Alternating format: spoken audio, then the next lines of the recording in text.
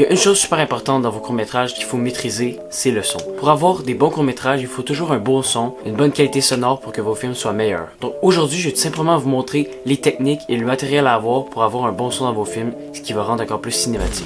Donc on commence tout de suite avec le matériel. Donc premier truc à avoir, c'est une perche. Donc c'est juste comme ça ici, donc c'est un bras de micro. C'est super important à avoir, mais ça c'est pas obligatoire, c'est si vous voulez vraiment que ça soit professionnel. Donc disons que vous voulez prendre un plan de vue, vous voulez avoir un son plus rapproché du sujet pour mieux l'entendre. Vous allez avoir besoin de ce bras-là parce que sinon on va voir votre micro dans la scène. Donc ça vous permet de prendre par en haut pour pas que vous ayez à mettre le micro dans le plan de vue ou qu'on le voie. Donc vous pouvez vraiment vous positionner le plus haut pour capturer un son plus proche, comme un dialogue.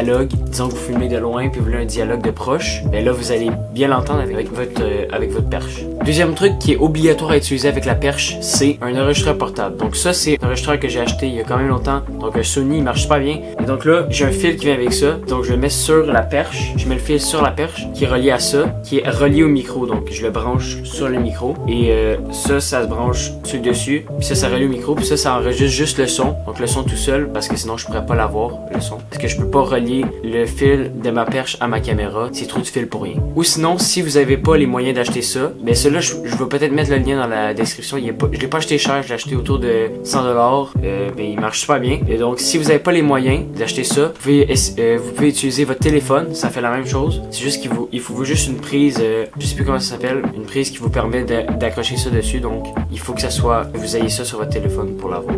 Donc prochain truc, ça c'est un des plus importants, c'est le micro shotgun. Donc ça vous mettez ça sur la perche, donc vous le mettez sur la perche, puis je branche le fil avec l'enregistreur sur ça. Donc ça c'est tout juste pour la perche, donc ça c'est vraiment important. Donc c'est la base si vous voulez votre son, là, sinon vous pouvez pas filmer. Fait que ça c'est le micro Takstor que j'ai depuis quand même longtemps. Il marche super bien. Fait qu'il vous faut vraiment un micro shotgun si vous voulez avoir un son de qualité pour bien enregistrer le son de devant. On veut pas du son autour, on veut le son juste devant. Donc ça c'est des micros qui prennent le son juste où que vous pointez. Je mets ça avec la perche et l'enregistreur sonore, puis comme ça on peut capturer un son vraiment bon. Le dernier truc, c'est pas obligatoire, mais c'est un casque pour entendre le son que vous capturez. Ça peut être un vieux casque comme ça qui peut permettre d'enregistrer le son. Là. Je pense que c'est avec ça, c'est ça que j'ai utilisé pour les Agents Jones, mais j'ai pas acheté vraiment de casque pour capturer le son. Ça peut être à la limite, ça peut être bon. Juste pour un minimum entendre votre son, mais ça encore c'est pas obligatoire. Donc maintenant on passe à comment faire lors du tournage. Donc pour pas que vous ayez des plans sonores ratés avec des sons en arrière-plan, il faut vraiment que vous faites attention lors du tournage. Donc premier truc à faire attention, c'est pointer votre micro vraiment sur les sujets que vous voulez entendre, parce que sinon vous allez entendre en arrière ou vous allez entendre à une place que vous voulez pas. Il faut vraiment être positionné sans qu'on le voie dans le plan de vue, le micro vers les sujets que vous voulez capturer. Au pire, si sans faire exprès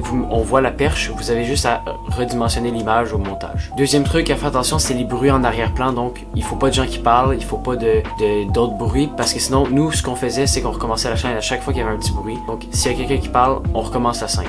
C'est presque obligatoire, on peut pas entendre des bruits en arrière-plan, ça marche pas. Fait que disons, il y a du monde qui parle, faut pas qu'on les entende. Dernier truc à vérifier, c'est vérifier que votre son il est bon dans votre casque, donc que vous capturez le bon son. Si c'est assez fort, vérifiez que le micro est assez fort, que vous êtes assez proche, et aussi vérifiez aussi que le micro est allumé. Si vous avez une prise sur le micro comme j'ai là, moi c'est vraiment une erreur que je fais souvent, j'ai oublié de l'allumer, fait que je capture rien, puis il y a pas de son. Fait qu'il faut tout recommencer les scènes. Donc maintenant on passe au montage. Donc au montage, les trucs à vérifier, c'est juste que il faut vous vérifier que la musique est pas trop fort par rapport à la voix. Donc ajustez vos pistes sonores comparé à la musique. Donc il faut vraiment que la musique elle soit moins forte que la voix. À part dans les scènes d'action, vous parlez pas, vous mettez la musique plus forte. Mais il faut toujours bien entendre les voix. Donc ça c'est vraiment l'erreur de débutant à pas faire. Et aussi essayez que dans vos transitions ça coupe pas trop sec dans vos paroles ou que ça fasse pas un petit tic comme on s'en entend souvent. Faut vraiment que ça soit smooth. Donc utilisez mettez des transitions de son sur moi je le fais sur Premiere Pro, donc je fais beaucoup de transitions de son. Je mets tout le temps ce que j'appelle, c'est appelé le gain constant. Donc ça garde le gain du son par rapport à l'autre scène, donc c'est vraiment bon.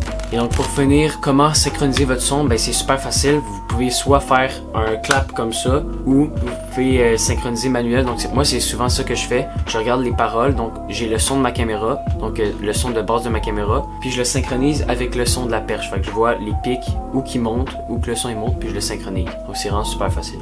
Donc pour vous montrer un exemple rapide de ce que le son pas bon pourrait ressembler, je vous mets le son de ma caméra vs le son de mon micro. Donc ça c'est le son de mon micro et ça c'est le son de ma caméra. Donc là, vous avez vu, il y a vraiment une différence de son avec le micro de la caméra et le micro normal. Et donc là, je peux vous dire, ça c'est même pas mon micro que je prends pour les films. Mon micro que je prends pour les films, c'est le Takstar. Donc ça c'est mon micro de vlog, c'est un plus petit micro. Donc pour conclure, c'était mes conseils pour vous aider à avoir un meilleur son pour vos films. Donc j'espère que maintenant, vous allez mieux faire attention. Et donc, on se retrouve dans une prochaine vidéo.